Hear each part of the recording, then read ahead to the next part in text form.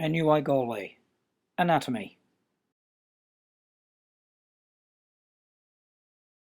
The first part of the respiratory system through which air is going to enter is through the nose. And what we see on the slide here is a fairly complex looking section which includes part of the mouth and part of the nose. Although at first glance it looks complex, in actual fact it's not that difficult a slide to understand once you manage to find some of the major landmarks. So let's begin. If we were to look down along here, we may get a chance to do that, we'd see that the epithelium here is a stratified squamous, essentially non-keratinized epithelium.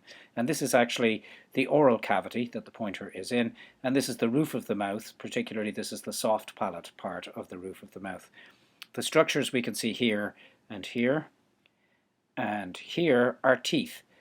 So the nose then is essentially all of the structure we can see in this region up here. If you're familiar with the anatomy of the nose, the internal anatomy of the nose, you would probably fairly quickly recognize that the nasal septum is this structure which extends down here, dividing the nose into the right and the left halves. And in fact, there is a bone in here called the vomer that forms the structural aspect of the nasal septum.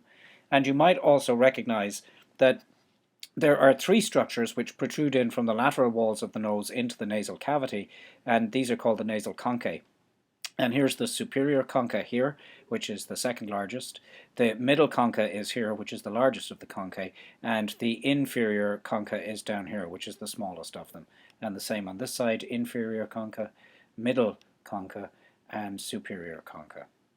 And what we'll see when we look at the slide in a bit more detail is that most of the area over the inferior concha and middle concha and part of the superior concha is lined with classic respiratory epithelium, that is pseudostratified columnar ciliated epithelium with goblet cells.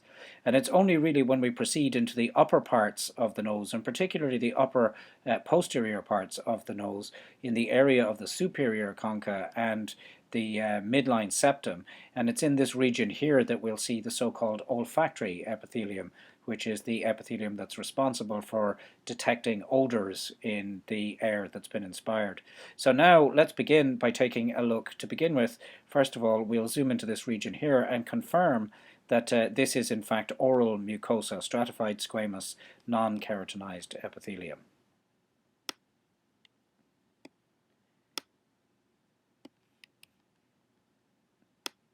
So I'm just moving now to a region that I had indicated to you previously, and here we see stratified squamous. The outer layers here look as if they might be slightly keratinized, and that's not unusual when you see mucosal epithelium that's particularly subject to abrasion and harsh environment as the mucosa of the mouth is. But if we were to look around, we would find that in fact the majority of the mucosa here is stratified squamous non-keratinized. And now as we move up from the soft palate here, we'll move through some tissue which we won't pay any attention to, and we'll move upward until we enter into the cavity of the nose itself. And we'll get there very shortly. So here we go, and now we're at the base of the midline septum of the nose, and we're going to move to one side here. We won't change magnification. And here we can see the classic appearance of a pseudostratified columnar ciliated epithelium with goblet cells. If we increase in magnification just a little to take a better look at this epithelium. So here we see, and this is quite unusual I suppose in many tissues, is we can actually see a very nicely stained basement membrane, which is stained down here. You can take my word for it that the epithelium is not stratified, it's pseudo-stratified. The tallest cells which are in here obviously must extend, in fact all the cells really extend from the basement membrane to the surface, so the cells should be pretty clearly columnar. You can see cilia on the surface of many of the cells, so this is tall columnar ciliated epithelium. And then as we look around, we can see quite a number of these pale foamy staining cells here, here, here, here, here, here, and here. And these are goblet cells which secrete mucus onto the surface of the epithelium. In addition to goblet cells secreting mucus, there are also glands present nasal glands. These are the secretory portions of some of these nasal glands, and sometimes you may see ducts which penetrate the epithelium and which are the sites at which the secretions of these glands make it onto the surface. The one other thing that's worthy of note here is when you look at the tissue here, you see all these what look like large round holes, and in fact these are largely venules which form part of a venous plexus that underlies the respiratory epithelium. And this venous plexus is very important in that heat from blood passing through the veins is used to warm the air which is being inspired, and this helps lower the temperature differential between the incoming cold environmental air and the very much warmer internal environment that the air is going to encounter when it reaches the lungs. So that's the essential feature of the nasal respiratory epithelium. We're going to move now just on to one of the middle conchae here, and again just to confirm that over the surface of the middle concha we have classic looking respiratory epithelium, pseudostratified columnar ciliated with goblet cells, lots of goblet cells, and here are the cilia here. We have glands, we can see them here, which secrete their contents onto the surface, and the mixture of mucus and the glandular secretion is what forms the material into which bacteria and particulate matter get stuck, which many people just refer to commonly as snot. And then beneath that, again, we see this complex looking space here, and in fact this space is a sinusoidal space lined with endothelium and which would normally be filled with blood, and so when the space contains blood, heat from the blood is then shed and is used to warm the air which is passing over this surface. Of course, we know also that these spaces can become congested during infection and so on, and that's what gives the sensation of a blocked nose. Now we're just going to reduce in magnification again just one more time, just to point out precisely where we're going to look on the next image. So where we were looking was down in this region down here to begin with, and then we looked in the middle concha, which is in this region here, and now what we're going to do is take a little journey along the superior concha here, starting around in this region, and we're going to start moving upwards. We may jump across also to look at the nasal septum in that same region, and the reason we're going up here is to look for olfactory epithelium, the type of epithelium that detects odorants or smell molecules in the air. So let's increase in magnification and go to where I had indicated we would. So we're on the superior concha, and again here you can see pseudostratified columnar ciliated epithelium. One thing you might have noticed even immediately in the region where I landed there, if we were to compare along here, look at the goblet cells here to begin with. There's lots of goblet cells, and also take a look at the apparent height of the epithelium from here to here.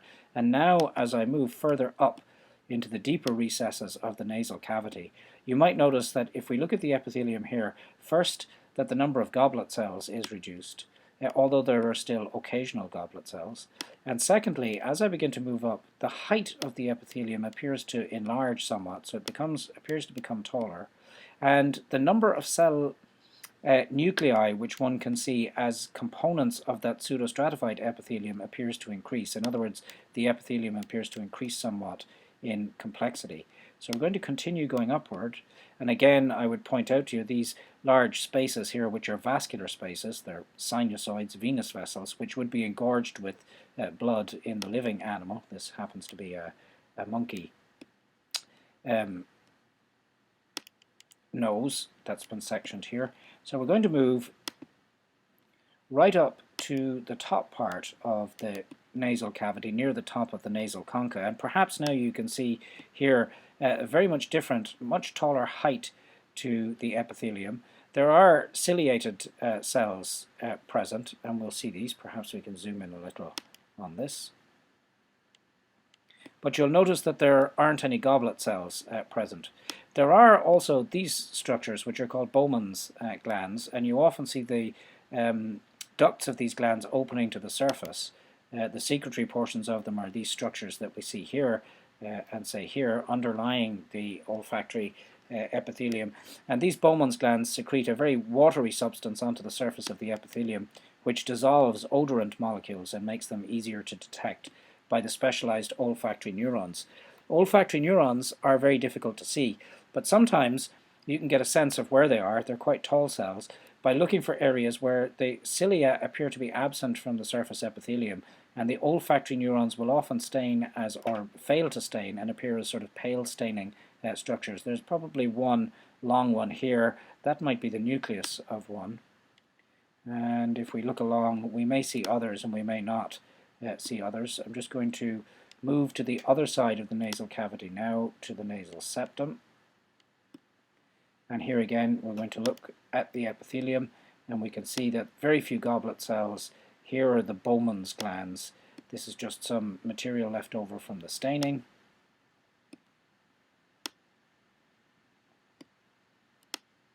And we don't see anything more obvious here, except perhaps here. This is an olfactory neuron here, and here we can see the ciliated cells. So that about covers it for the nasal cavity. Really just two types of epithelium within the nasal cavity: respiratory epithelium, pseudostratified columnar ciliated with goblet cells, and olfactory epithelium, very tall columnar pseudostratified ciliated epithelium containing olfactory neurons. There are glands present throughout the nasal cavity. The lamina propria and submucosa of the nasal cavity is very vascular, with lots of sinusoidal vessels through which blood passes. And then finally, although it's not present on this section, if we saw a section taken toward the most anterior part of the nose, where the lining on the interior of the nose becomes continuous with the skin on the exterior, we'd see that parts of the nose are lined by stratified squamous non-keratinized epithelium, moving to keratinized as we move on the outer part. And that concludes the nose.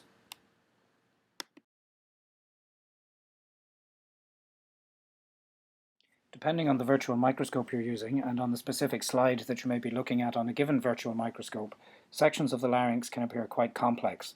So in this short video, we're going to stick with just one section of the larynx, and I've chosen one which is pretty simple to understand.